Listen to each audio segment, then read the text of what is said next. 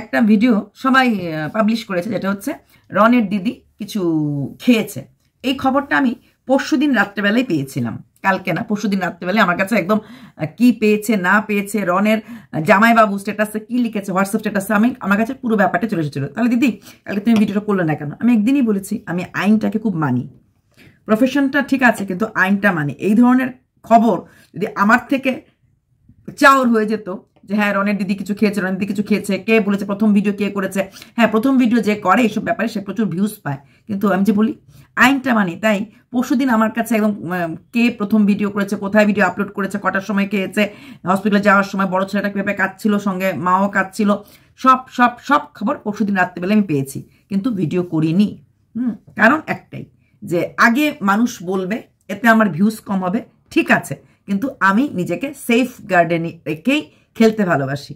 Views দরকার, কিন্তু নিজেকে হাড়ি কাঠে মাথাটা দিয়ে নয়। আচ্ছা, এবার বললো যে না এটা তো সোশ্যাল মিডিয়াতে আউট হচ্ছে, তাহলে তুমি বলতে আপত্তি। সোশ্যাল মিডিয়াতে আউট হলেও আমার বলতে আপত্তি যে উনি ব্যাপারটা রটিয়েছেন বা ওনার থ্রোতে ব্যাপারটা আরও বেশি ফলাও হয়েছে, তাহলে উনিও এখানে এই প্যাচে আছেন, দরকার নেই এগুলি।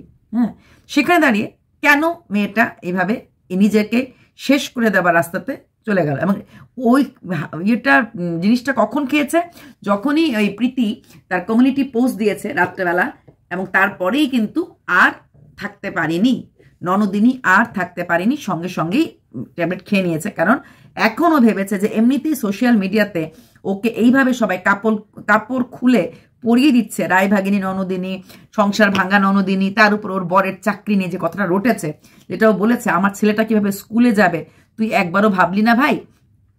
তো এই ব্যাপারগুলো যে রটেছে এটাতে তো ও এমনিতেই বিধ্বস্ত, এর আগেই বিধ্বস্ত ছিল। ভাই আর ভাইয়ের বউ কেন বাড়িতে থাকে না, এটা কোথাও না কোথাও প্রশ্ন এসছে। যদিও ওই প্রথম ভুলটা করেছে, ভাইয়ের দেওয়া খাওয়াটা ভিডিও করে বাইরে ফেলে দিয়েছে, এটাও কিন্তু ভুল করেছে। সেখানে দাঁড়িয়ে ওর পক্ষে আর সোশ্যাল মিডিয়া ট্রোলিং বলো বা ফিউচার কি হবে বলো, বা নিজের শ্বশুর বাড়িতে কি করে মুখ দেখাবে, এটা তো স্বাভাবিক। তোমার ভাই আমার বাড়ির ছেলেকে এরকম খারাপ কথা বলেছে, শাশুড়ি মানে ওনার শাশুড়ি, ও শাশুড়ি আছে বা যদি অন্য থেকে থাকে, ওরা বলবে না? বলবে যে তোমার জন্য আমাদের বাড়ির ছেলের আজকে এতটা বদনাম, এটা তো শ্বশুর বাড়ি থেকে শুনতেই লাগবে, এটা তো একটা জ্বালা আছেই। ওটার জন্য প্রথম দিন আমি রাগ করেছিলাম, পরে যখন দেখলাম যে না, রায়বাগিনী ননদিনী নিজের কথাতে জালে নিজেই ফেসে গেছে, যে ও আমার ভাগনাকে না করেছে জিনিসটা নিয়ে, তারপরও রেগে, তারপরও চুলের মুঠি ধরেছে, তারপর আমি দা নিয়েছি, নিজের জালে নিজে পড়ে গেছে। তারপর রনের ভিডিওটা এসেছে ওই আশাতে, যে ও বলেছিল আমি কি আমার ভাইয়ের কোনো ক্ষতি করতে পারি, আমি কি আমার ভাইকে শেষ করতে পারি, যে ভাইয়ের ফোনটা একটু মারতে পারলাম না। সেই মহিলাই গিয়ে ভাইয়ের নামে পুলিশ স্টেশনে কমপ্লেন করে এসেছে, পুলিশ স্টেশনে কমপ্লেন করেছে কিন্তু নিজেকে বাঁচানোর জন্য। যদি ভাই যদি কমপ্লেন কখনো করে দেয়, ভাই যদি বলে যে আমাকে মারতে এসেছিল, এমন কিছু যদি ভাই বলে, তাই আগের থেকে সেফ গার্ডে খেলার জন্যই কিন্তু সে কমপ্লেন করতে গেছিল। এইবার ভেবে দেখো, পারিবারিক সমস্যা যখন সোশ্যাল মিডিয়াতে চলে আসে, আলটিমেটলি আমরা নিজেদেরকে শেষ করে দেওয়ার মতো পরিস্থিতিতেও চলে আসি, কারণ কিছু করার থাকে না, নিজেকে শেষ করতে, কারণ সবাই নিতে পারে না। তার থেকে বড় কথা হচ্ছে যে ব্যাপারটা কত দূর গিয়ে যাবে, কোথায় গিয়ে এন্ড হবে, কারণ এই ব্যাপারগুলি সোশ্যাল মিডিয়াতে এন্ড করানোর মতো কোনো নির্দিষ্ট কোনো জায়গা নেই। তুমি বললে চুপ করো, আমি চুপ করবো? নিশ্চয়ই না। তারপরে দেখো এই যে আরেকটা কাজ, এই যে ওর রনের দিদি এই যে জিনিসটা খেয়েছে, সেটা সোশ্যাল মিডিয়াতে যে মেয়েটা দিয়েছে তাকে দিতে না করতে পারতো। এখন তোমরা বলবে বাড়ির লোক দেয়নি, কারণ যখন সে ভিডিও করছিল তখন নিশ্চয়ই কেউ দেখে রেখেছিল, সেটা হয়তো তাকে হয়তো তুলে রেখেছিল, তারা হয়তো ওই তার সবকিছু তুলে রাখেন, আজকে সব ওই ভিডিও ওরিয়েন্টেড ব্যাপার হয়ে গেছে, তো সব কিছু ভিডিও করে রাখবে, ওরা হয়তো ভিডিও করে এর জন্য রেখেছিল। যেমন রন সব ভিডিও করছিল, কখন দা নিয়েছে, কখন কি করেছে, ঠিক ওরাও ভেবেছে যে হ্যাঁ এখন একটা কিছু খেয়েছে, এটা ভিডিওটা করে রাখাও। আর এই ভিডিওটা পোস্ট করার কারণ হতে পারে, এটা হতে পারে যে এই ভিডিওটা পোস্ট হলে পরে রন বা প্রীতির চোখে পড়বে। নর্মালি যদি কেউ ফোন করে ওদেরকে খবর দেয় বা বলে, ওরা হয়তো বিশ্বাসও করবে না, হ্যাঁ, কিন্তু যদি ভিডিওটা করে তাহলে তো বিশ্বাস করবে, সেটা একটা ব্যাপার আছে। এছাড়া এই মেয়েটা যে পোস্ট করেছে ফেসবুকে, সেও তো ভেবেছে যে কেন আমি কষ্ট করে ভিডিও করলাম, কেন কিছু ফেসবুক থেকে আমি ভিউজ কামাবো না, তাই না? এটা যে কতটা অন্যায়, এইভাবে সোশ্যাল মিডিয়াতে কারোর কেউ কোনো কিছু করছে এই ধরনের কাজ দেখানোটাও কিন্তু অন্যায়। প্রচণ্ড। ইনফ্যাক্ট আমরা ইউটিউবে যদি আমরা কখনো, আমার ক্ষেত্রে অনেকবার হয়েছে, যখন কোনো ডেড বডি বা নিয়ে যাচ্ছে এরকম গাড়ি দেখাই বা কোনো ডেড বডি কোনো গান টান দেখানো হয়, মালা টালা পড়ানো, তখন কিন্তু $1 দেখানো, $1 দিয়ে দেয়, মানে আমাকে চ্যানেলটা তখন মনিটাইজেশন অন থাকে না। এটা আমার সাথে অনেকবার হয়েছে। তাহলে এই জিনিসটা সোশ্যাল মিডিয়া দেখানো অন্যায়, কিন্তু সেইটা ভিডিও করেছে অ্যাজ এ প্রুফ রাখার জন্য। পরে যদি ভিডিও না করে, ওদের রিলেশনটা এখন এমন অবস্থা হয়েছে, ভিডিও যদি না করে হসপিটালে ভর্তি হয়, হসপিটাল থেকে যদি ওখানে ওয়াশ টাশ করে আনা হয়, এবং যদি বলা হয় যে তোর দিদি তোর এরকম খেয়েছিল এবং ওকে ওয়াশ করে আনা হয়েছে, তো তাহলে রন বিশ্বাস করবে না যে না, ও কিছুই খায় নাই, হয়তো টাকা দিয়ে হসপিটালে ভর্তি হয়ে গেছে, হয়তো সে কোনো কিছু না করেই অন্য কিছুকে ডাক্তারকে দিয়ে ওয়াশ লিখিয়ে দিয়েছে।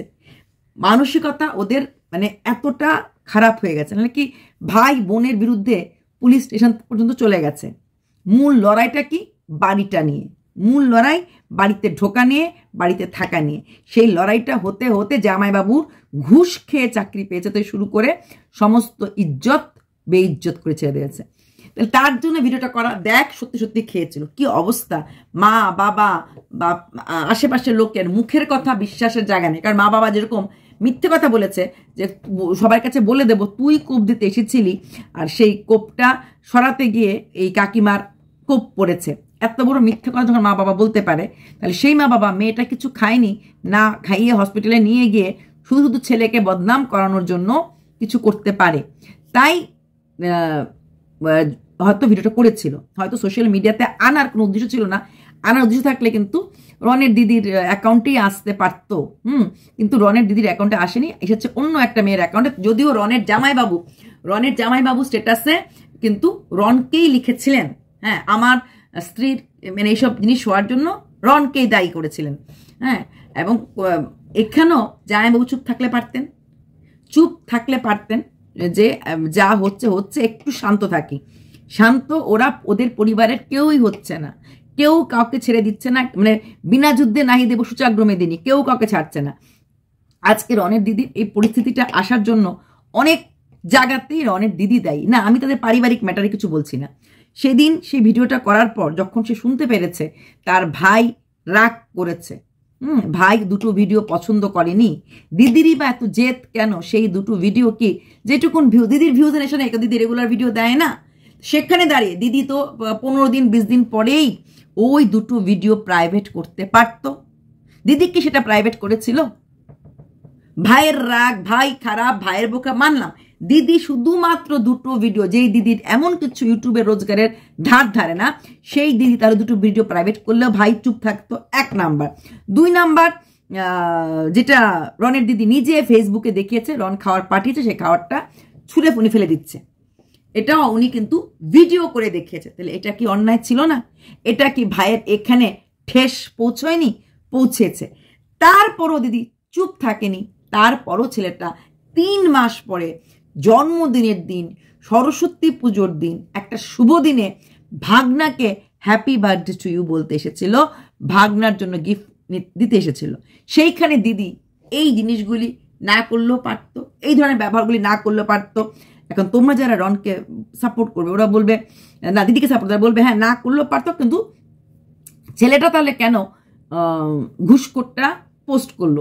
দেখো, ছেলেটা ঘুষখোর এটা পোস্ট করেছে কারণ ওর জিদ উঠেছে, ওর সবচেয়ে প্রিয় মানুষটা, সবচেয়ে ভালো লাগা মানুষটা, সবচেয়ে ভালোবাসা মানুষটাকে ঠেস দিয়ে তোরা কোমর নাচিয়ে, কোমর দুলিয়ে রোজগার করিস, আর যেখানে কিনা ফোনটা ও ছেলেটাই দিয়েছে, তাহলে রাগটা হবে না? আর ওইটুকুন এই জায়গাটা দেওয়ার জন্য বা এইটুকুন ক্লিপস দেওয়ার জন্য কিন্তু আমরা তার দিদির পরের দুটো ভিডিও দেখেছি। পরের দুটো ভিডিও দেখার পর অ্যাটলিস্ট আমি বলবো, পরের দুটো ভিডিও দেখার পর দিদি যে ঠিক না আমি বুঝতে পেরেছি। প্রথম যখন আমি রনের ভিডিও দেখেছিলাম, আমার রনকে খুবই তখন নোংরামি লেগেছিল যে একটা মেয়ের জীবন, দুটো বাচ্চা নিয়ে দেয়, আমি বুঝি রেগে ছেড়ে ফেলে দেয়, ডিভোর্স দিয়ে দেয়, তাহলে কি হবে? কিন্তু যখন ওই পরের দুটো ভিডিও দেখলাম, দুটো ভিডিও থেকে ক্লু ধরে ধরে কিন্তু ঘড়ির কাঁটাটা গিয়ে রনের দিদির গায়েই পড়ে গেল। হ্যাঁ, যে আমি আমার ভাইয়ের কোনো ক্ষতি করতে পারি না, ভাইয়ের কোনো ক্ষতি করতে পারবো না বলে আগে পুলিশ কমপ্লেন করে ফেলেছে। ওখানে উনি সত্যটা কেন গোপন করলো? উনি যখন সব সত্য বলবো তাহলে কেন বললো না যে হ্যাঁ আর যেহেতু আমার হাতে দাঁত ছিল, যেহেতু আমার ভাই ভালো এডিটিং জানে, যেহেতু আমার ভাই অ্যানিমেশন জানে, আমার ভয় হতে পারে ভাই আমার নামে গিয়ে পুলিশের কাছে কমপ্লেন করে দিতে পারে। তাই আমি কিন্তু ভিউয়ার্স, আমি মিথ্যে কথা বলি না, আমি কিন্তু পুলিশ কমপ্লেন করে দিয়েছি। কারণ আমি আগামকে বলে দিয়েছি যে অ্যাক্সিডেন্টলি কিছু একটা হয়েছে, কি লিখেছে তো জানি না, কমপ্লেন করে দিয়েছি যে হ্যাঁ, এবং সেখানে সাক্ষী ওর মা দিয়েছে যে হ্যাঁ আমি মারতে নিই নাই, আমি হাতে দাটা নিয়েছিলাম নিজেকে রক্ষা করতে, ডিফেন্সে, এরকম অনেক কিছু বলতে পারে। এরকম যে ভাইয়েরও ক্ষতি হলো না, আমারও ক্ষতি হলো না। যদি আমার ভাই এরকম কিছু পেশ করে যে আমি ওকে মারতে নিয়েছি, এটা ভুল বা মিথ্যা হিসাবে গ্রহণ করা হোক। আর মিথ্যা হিসেবে দিদি গ্রহণ করা হোক বললেই তো আর প্রশাসন গ্রহণ করবে না। প্রশাসন এটা ক্ল্যারিফাই করবে, ভেরিফাই করবে, ওই কাকিমাকে মেইন উইটনেস যাকে আনবে, প্লাস আর যারা আছে ওর জ্যাঠতো ভাই বা কাকু, এদেরকে জিজ্ঞেস করবে, সবাই মিলে ওরা তো বলবে ওই সময় কি শুনেছে না শুনেছে। আর পুলিশের ইন্টারোগেশন অনেক রকম হয়, কথাটা একবার দুবার তিনবার চারবার করে বললে পরেই কিন্তু রিয়েল ফ্যাক্টটা বেরিয়ে চলে আসবে, যেটা হয়তো ইউটিউবে আসবে না। এটা আবার রন আবার বলেছে যে আমার জামাইবাবু অনেক কিছু করতে পারে, যার এতটা পলিটিক্যাল পাওয়ার, যার এতটা ঘুষ দিয়ে চাকরি পাওয়ার, সে কতটা পাওয়ারফুল বুঝে দেখো। তাহলে সেখানে দাঁড়িয়ে যদি আমার নামে কেস দেওয়া হতো তাহলে কিন্তু অনেক কিছু হয়ে যেত। নিজেকে বাঁচানোর জন্য এখন ভাই বোনের সম্পর্কটা কি আশ্চর্য, ভিডিও রিলেটেড প্রুফ দেওয়ার জন্য সোশ্যাল মিডিয়া হয়ে আসলো। আজকের অনেক দিদি এই কাজটা করতে বাধ্য এর জন্য হয়েছে যে পুলিশ কেস দিয়ে দিয়েছে, এটাও যে ওর মিথ্যা আরেকটা বেরিয়ে আসলো। তারপরে যখন প্রীতি বলল রায়বাগিনী দিদির একের পর এক কি কাণ্ড করেছে, মানে সংসারের সমস্ত কথা যদি এখন বার করে দেওয়া হয়, যখন মানুষ নেগেটিভগুলি আমরা বলতে শুরু করি না, তখন কিন্তু আমরা পজিটিভ সাইডটাকেও নেগেটিভ করেই দেখাই যে কোনো ব্যাপারে। হ্যাঁ, ও তুমি ধরো আমি নিজেই হয়তো শাড়ি কিনলাম না 2-3 মাস, লাস্ট কবে শাড়ি কিনছিলাম বলো তো, তুমি জানো কি শাড়ি কবে কিনছিলাম, বাজে কথা, টাকা দাও নাকি, সেটা কিন্তু আমরা কথাটা কিন্তু, অথচ আমি ভুলে যাই যে লাস্ট আমি মানে একসাথে 3টে শাড়ি কিনেছি, কিন্তু ওই 3-4 মাসের শাড়ি কিনে নেই, ওইটাকেই কিন্তু নেগেটিভ করে আমরা ছড়িয়ে দিতে পারি। ওই যে বলে না এডিটিং ব্যাপার একটা থাকে, লাইফ মানুষের জীবনও এডিটিং ব্যাপারটা থাকে, যে আমি আমার জীবন থেকে এমন টুকরো একটা কথা তুলে ধরলাম ভিডিওর মাঝখানে, এর আগের ব্যাপারটা জানলাম না, পরের ব্যাপারটা জানলাম। যেটা সবচেয়ে বড় উদাহরণ রন যখন জামাইবাবু ঘুষখোর বলেছে, তখন কিন্তু কারণটা জানতে পারিনি যে রন কেন ঘুষখোর বলেছে। আমার সত্যিই রাগ উঠেছিল। পরে বুঝলাম যে ওর বউকে কমর দুলিয়ে রোজগার করে বলে নেগলেক্ট করাতে, যে তুই যে বড় বড় কথা বলিস, তোর বড় তো ঘুষ খেয়ে চাকরি। এখানে তো রন কোনো অন্যায় আমি দেখতে পাইনি, তুমি ইনসাল্ট করেছো তাই তোমাকে ইনসাল্ট করা হয়েছে।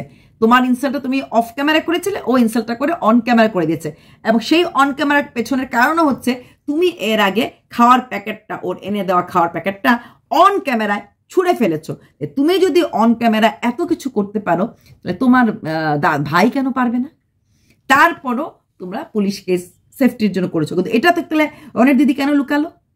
বলে দিলি পারতো সব সত্য বলবো, সব সত্য বলবো বলে সেরে সব সত্য কেন বললো না, কেন গোপন করলো? হ্যাঁ, ভয় পেয়েছে প্রীতি মুখ খুলে, ভয়ের থেকে বেশি হতে পারে সামাজিক ভয়। যে প্রীতি মুখ খুললে ডোমেস্টিক ভায়োলেন্স হ্যান ত্যান মুখ খুললেও যেটা হচ্ছে সমাজ কি বলবে, যে বলছে আমার ছেলে কেমন করে মুখ দেখাবে, আমি কেমন লোকের কাছে যাবো।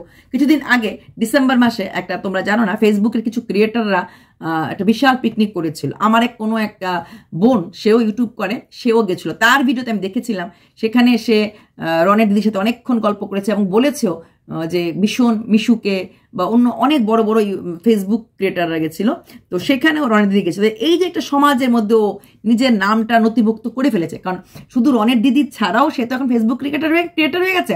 সেখানে তাকে সে পিকনিকে নিমন্ত্রণ করা হয়েছিল, কোনো এক অর্গানাইজার, ফেসবুকের অর্গানাইজার সে পিকনিক অ্যারেঞ্জ করেছিল, সে পিকনিকে সে গেছে। তো এরকম ভবিষ্যতে যদি আর কোনো পিকনিক এমন কোনো মিডিয়াতে আসে, সেখানে যদি তাকে কোনোখানে ইনভাইটেশন দেওয়া হয় বা কোথাও তাকে যেতে হয়, আমাদের যেতে লাগে, কারোর ছেলের বিয়ে, কারোর মেয়ের বিয়ে, কারোর ছেলের অন্নপ্রাশন, কারোর মেয়ের অন্নপ্রাশন যেতে লাগে, সেখানে দাঁড়িয়ে একটা সমাজের মুখোমুখি হতে লাগে। আচ্ছা, এ তো তার ভাইয়ের বুকে যা করে না, আরে ভালো না তো, যা জ্বালানি ননদ, আর বলে লাভ নেই।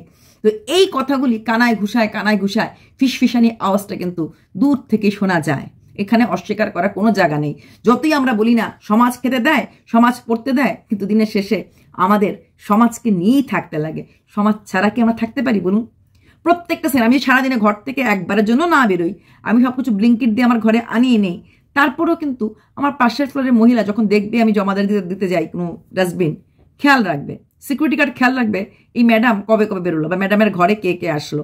আশেপাশের লোকরা, আরে অর্পিতা তো কদিন ধরে দেখি বেরোচ্ছে কম, কয়েকদিন যদি আমি কোনো কারণে না বেরিয়ে বা কয়েকদিন সোশ্যাল না থাকি, নিচে কয়েকজন আছে কি ডাকি, ভাবিজি ডাকি, ওকে দিদি ডাকি, ওরা আরে আপকো কুছ দিন নেই দেখা, আপনি থেকে यहाँ पे। তো এইগুলি কিন্তু আলোচনা হয়। সেখানে দাঁড়িয়ে কোনো অবস্থাতেই আমরা সমাজকে উপেক্ষা করতে পারি না। সমাজটাকে নিয়েই আমাদের চলতে লাগে। যতই আমরা প্রবাসী বাঙালি হই, দেশের বাইরে বিদেশে থাকি, মানে ইন্ডিয়ার বাইরেও যদি কেউ থাকে, তারও একটা সমাজ থাকে। সমাজ ছাড়া সিঙ্গল থাকা যায় না। নিউক্লিয়ার ফ্যামিলি হলো আমাদের বন্ধু বান্ধব সমাজ, একটা বিশাল বিশাল একটা ব্যাপার হয়ে দাঁড়ায়। সেখানে দাঁড়িয়ে রনের দিদির এই চিন্তাটাও ছিল, স্কুল ছাড়াও এই যে তারও তো শ্বশুরবাড়ি আছে, তারও তো পাশের বাড়ি আছে, তারও তো ছেলের স্কুলের মাদের সাথে বন্ধুত্ব আছে, সেও তো ফেসবুক ক্রিয়েটার, ফেসবুকের লোকরা আছে। তাহলে এই ব্যাপারটা সোশ্যাল মিডিয়াতে আনলে পরে কি অবস্থাটা হয়ে গেল। আর এদিকে রনের ভয় ছিল যে গ্রামের লোক, এলাকার লোক, পাড়ার লোকরা জানছে আমি খারাপ, আমার স্ত্রী খারাপ, আমার স্ত্রী শ্বশুরবাড়ির সাথে ঘর করতে পারে না, মিলে থাকতে পারে না। এই যে কে কাকে খারাপ ভাবলো, আর আসল খারাপ কে, তুমি না আমি, তুমি না আমি, এই ব্যাপারটা বলতে গিয়ে এই ব্যাপারটাকে এতটাই খুলে দেওয়া হয়েছে। এই কারণেই রনের দিদি আজকে এত বড় একটা স্টেপ নিতে বাধ্য হয়েছে। এই স্টেপটা কিন্তু মামুলি স্টেপ ছিল না, কিছু হয়নি, ঈশ্বরের কৃপাতে কিছু হয়নি। মানুষ যখন এরকম কোনো স্টেপ উঠায় তখন কিন্তু ভাবে না আমি ফিরে আসবো কি আসবো না, আমি থাকবো কি থাকবো না। এর থেকেও অনেক নোংরা স্টেপ আছে যেগুলি থেকে হয়তো ফিরে আসার ইচ্ছা থাকলে তখন মানুষ আসতে পারে না, আসতে পারে না। এমন ঘটনা আমি আমার মেয়ের বন্ধুর কাকুর শুনেছিলাম। রাগ করে এমন করে গিট দিয়ে ইসে হয়ে গেছে, ঠিক আছে। তারপর চেষ্টা করছিল খুলতে, কিন্তু এতটাই জোরে ঘিট, ছোট্ট বাচ্চা ছিল, সেই মানে যেতে যেতে নিজে বলেছিল, যখন খুলতে চেষ্টা করেছিল খোলার জায়গায় টাইট বেশি হয়ে গেছে। তারপর যখন চিৎকার করেছে তার স্ত্রী এসে দেখেছে কেটেছে, ততক্ষণে এখানে কি একটা ইয়ে আছে, এটা নাকি ভেঙে গেছে। তখন যেতে যেতে বলেছে আমি তো লাগানোর পরে খুলতে চেষ্টা করছিলাম, আমি খুলতে পারিনি। খুলতে না পেরে আলটিমেটলি কিন্তু সে ঢলে পড়েছে শেষ নিঃশ্বাসের কোলে, ঠিক আছে। তো সেখানে দাঁড়িয়ে সে খোলার চেষ্টা করেছিল, জোরসে লাগিয়ে দিয়েছে, হাইট লম্বা ছিল, লাগানোর পর গ্যাপটা কম ছিল, বুঝলে ব্যাপারটা, কারণ এখানে বলা যায় না কথাগুলি। তো গ্যাপটা কম থাকাতে যখন সে আঙুল দিয়ে খোলার চেষ্টা করেছে, নার্ভাসনেস, ঘাম ছিল, সবকিছু তো ছিল, এটা টাইট হয়ে গেছে, লেগে গেছে নাকি এখানে কোথাও একটা হাড্ডি ভেঙে কি ভেতরে কিছু একটা হয়ে গেছিল, যার জন্য স্ত্রীকে যাবার সময় বলে গেছে কথাটা যে আমি তো চেষ্টা করছিলাম খুলতে, আমি খুলতে পারিনি। দাদাকে হাত ধরে বলেছে নিজের একটা মেয়ে আছে, সেই মেয়েটাকে তুই দেখিস, মানে সব মানে ফিরতে চেয়েছিল। তো এরকম ব্যাপারও কিন্তু অনেক সময় হয়ে যায়। তাই এই যে এক্সাইটেড হয়ে মানে বলেন রাগ, রাগ মানুষকে অনেক কিছু করে ফেলে। আর সোশ্যাল মিডিয়াটা আজকাল এমন একটা গন্দা জায়গা হয়ে গেছে না, সেখানে আমাদের ঘরের হ্যাঁচো এই রে, আমার আজকে ভীষণ সর্দি হচ্ছে বন্ধুরা, সকাল থেকে নাক দিয়ে জল পড়ছে, হ্যাঁচো আমি ওষুধটা খেয়েছি, তারপরে তো বলো তো দেখি কি করলে পরে সর্দিটা কম হয়। এরকম একটা ব্যাপার হয়ে গেছে। ঘরের কেচ্ছা একটা সীমা থাকা দরকার, সীমা নেই। কারণ এই যে প্রাইভেট লাইফকে পাবলিক করতে করতে করতে করতে আমাদের আর কোনো প্রাইভেট লাইফই নেই। ঘরে বন্ধু বান্ধব এসেছে, বন্ধুকে কিছু খাবার দেবো, এই দেখো কি এনেছি, ক্লিক। বন্ধু কিছু খাবার এনেছে, এই দেখো ক্লিক। সেটা ইউটিউবার না হলো, রোজগার না করলো, Facebook post, Instagram post, WhatsApp status, এই সব করতে করতে করতে করতে প্রাইভেট লাইফ নেই। প্রাইভেট লাইফটার যে কতটা দরকার, আমি তো ভাই প্রাইভেট লাইফ বিশ্বাস করি, প্রাইভেট লাইফ বিশ্বাস করি। আমি আমার বন্ধু বান্ধব খুব কম দেখাই, দেখালে তো আমি অনেক দেখাতে পারতাম। অনেক প্রাইভেট লাইফের দরকার আছে জীবনে চলতে গেলে, রিয়েল প্রাইভেসির দরকার। প্রাইভেসি মানে সেটা আমার জিনিস, আমার বন্ধুত্ব, হ্যাঁ, এটা দরকার আছে। আজকে দুটো বাচ্চার মা যদি আজকে কিছু করে বসতো, মানে কিছু হয়ে যেত, আনহনি, পারতো ফিরে আসতে?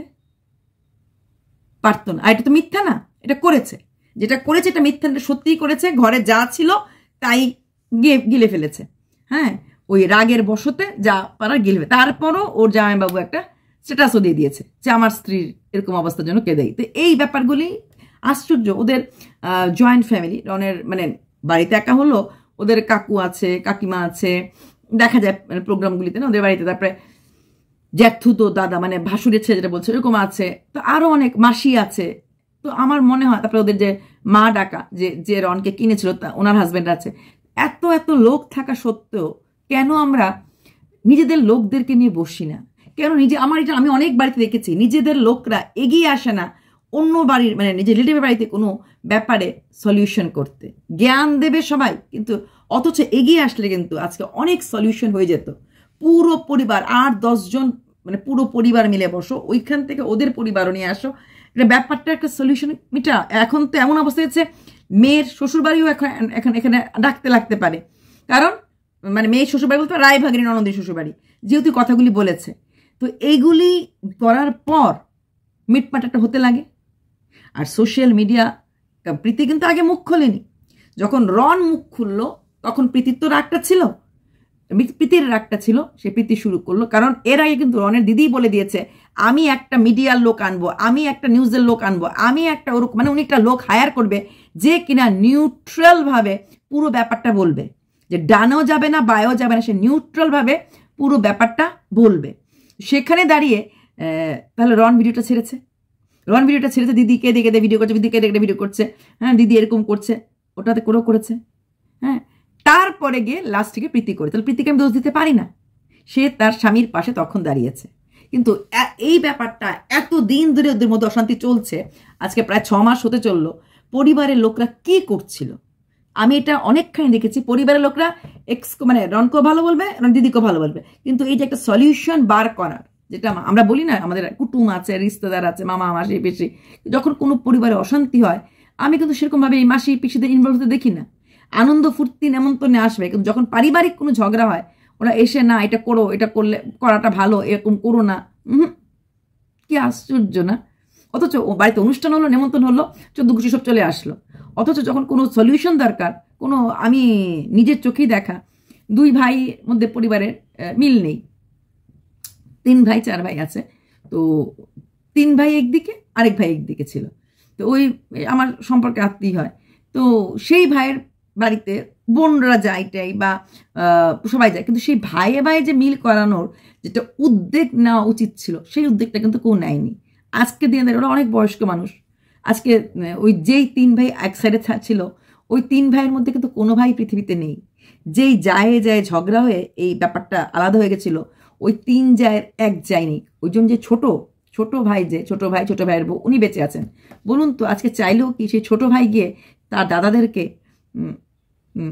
ডাকতে পারবে, মানে দাদা রাখতে পারবে না তো। আমি ভাবছিলাম ছোট ভাইটা ছোট না, ওটা ছোট না, ওটা ছোট, তো সে ডাকতে পারবে না তো, আর চাইলেও ছোট ভাইকে গিয়ে ডাকতে পারবে না। তাহলে এই যে একটা থাকা, অথচ দেখো না তো একসাথে খাওয়া, না তো একসাথে ঘোরা, যার যার জায়গায় যার যার বাড়ি, যার যার বাড়িতে যার যার ঘর, যার যার সম্পত্তি যে নিয়ে আছে। তারপরও এই জায়গা সম্পত্তি নিয়ে একটু অশান্তি হয়েছিল, বাড়তে ব্যাপারটা অনেকটা হয়ে গেছে। কিন্তু বাকি অথচ দেখো এই ভাইদের সাথে ওদের 3টা বোন ছিল, 3 বোনেরই খুব মিল, 3 বোনই মানে 4 ভাইয়ের ভাই যেত, তাহলে পারতো না এই 3 বোন এক হয়ে 4টা ভাইকে কোনো ভাইফোঁটাতে ডেকে এনে হাতটা মিল করে দিতে, যা কিছু হোক মিল করে দিতে? কারণ চেষ্টাটা করে নাই। চেষ্টাটা কেন করে নাই? কি আছে, কেন চেষ্টা করতে যাবো? ওদেরটা ওরা বুঝুক। এখানেও দাঁড়িয়েও সোশ্যাল মিডিয়াতে সঙ্গে সঙ্গে যখন এটা হয়েছে, ও পোস্ট করেছে, চাইলেই কিন্তু বাড়ির লোকরা মানে ওর বাড়ির লোকরা ওর কাছে গিয়ে, যেখানে ডানকুনিতে থাকে সেখানে গিয়ে রিকোয়েস্ট করে যে এত তো ভাই যে বলছিল, এত তো ভাই বা আর কি দেওর কাকু, তো এরা গিয়ে সেরে করেছিস ডিলিট করে ফেল। তারপর ছোট্ট 1 মিনিট বলে দে, দেখুন আমি রাগের মাথায় এগুলি বলেছি, আসলে কোনোটা সত্যি না।